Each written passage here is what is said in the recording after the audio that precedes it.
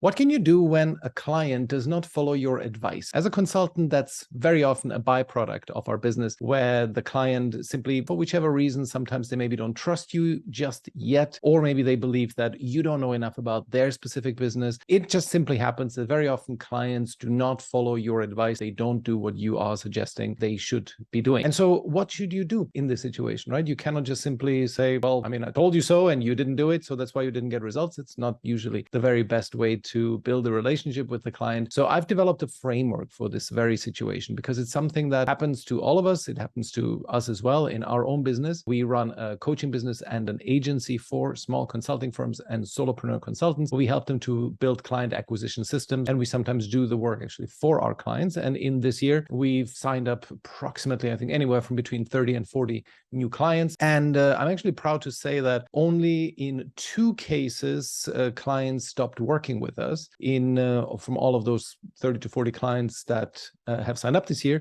And these 2 cases are also quite unique because the first client, they sort of changed tack right after they signed up with us. And so they wanted to move from B2B to B2C. And I was quite skeptical. I was thinking that, first of all, this is not my strong expertise. And I believe that this method that we had in mind for them would probably not work. And then we just tried it for 3 months, and then we just parted ways amicably. And in the second case, where the client ended their collaboration with us, it was they simply moved from a done for you model towards a coaching model, just for cost reasons. And so those are the only times when clients actually actively ended or reduced the scope of work with us. And I believe that my framework that I have for this is actually one of the reasons why. So let me share what this framework is. First of all, there's 2 foundational principles. Principle 1 is that accept that clients who don't do it your way, they probably are not going to be either a good client or that they will not stay with you long term. And this is simply something to accept. There is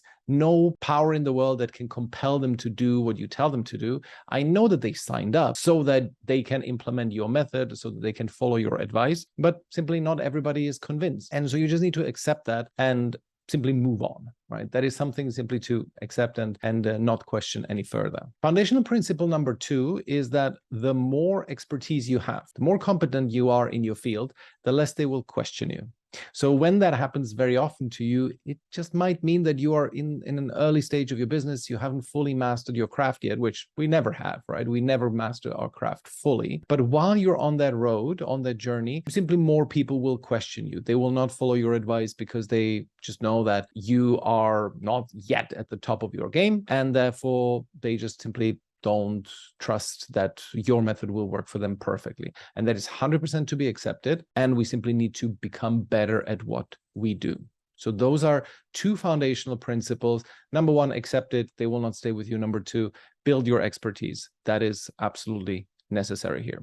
But so here's what you can do when they actually push back on you, when they don't want to do what you're suggesting them to do. Number 1, mention your MO, mention your modus operandi. And that is, I tell my clients, whenever I tell them something, when, for example, they are doing something wrong, and I then tell them, hey, I don't think this is actually a good way. I think you should do it differently. Then, and if they sort of then respond in they sort of argue against me, then I tell them this, look, this is my modus operandi.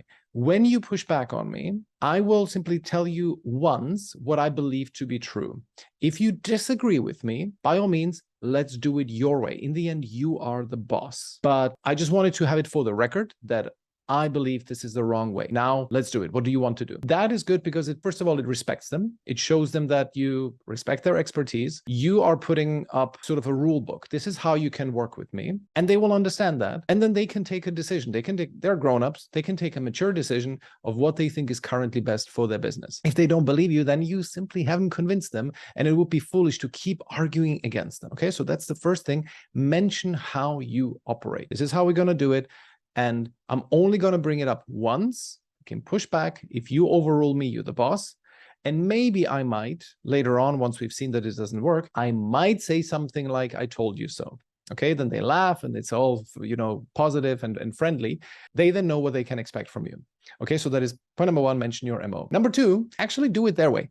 See if their way works. You will have no better reason to then be able to tell them, look, we tried it your way. How about we give now my way a shot? Sometimes it can take a week, sometimes it can take 3 months, or maybe even longer. And during that time, you shouldn't be nagging them about, hey, this is not the way I told you, this is not good, and so on. They should not have a negative feeling about this. You've made the decision, and now execute. Execute as well as you can with, of course, in your head, you have the caveat that this is their way. You think it might not work, but also, who knows, it might work. You have not tried your method in all circumstances, with all possible clients in all possible industries, so you don't know if their method will not work. So just do it their way and see. And then after the time when you set yourself the goal of, okay, this is when we will evaluate, then you can tell them, okay, we tried your way, how about we try mine now? Very important, as you embark on this project, doing it their way, make sure you set very clear KPIs and timeframes. Okay, we're going to try it now for 3 months. This is what we're going to be monitoring. We're going to be monitoring the click-through rate or whatever it is. And then this is the thing that you will be looking for. And then step number 3, if you actually don't necessarily need the money, drop them. Okay. If this continues and if they continually overrule you, then there's no real point why you should be working with them. They don't want to change the business in the way how you suggested to them. They want to do it your way, and they didn't hire you as just an executioner for their plans. They hired you as somebody who can, through creative, interesting input, expertise, change the business for the better. And maybe if you're somebody who just executes, that's fine. That's, possible. But most consultants, most people watching this, they have their own method, they have their own way. And if your client doesn't want to do it that way, why would you work with them? So, because very unlikely that you will actually be successful with them. And even if, then you don't really have a good reason for why you should put them as a testimonial, because they didn't do it your way.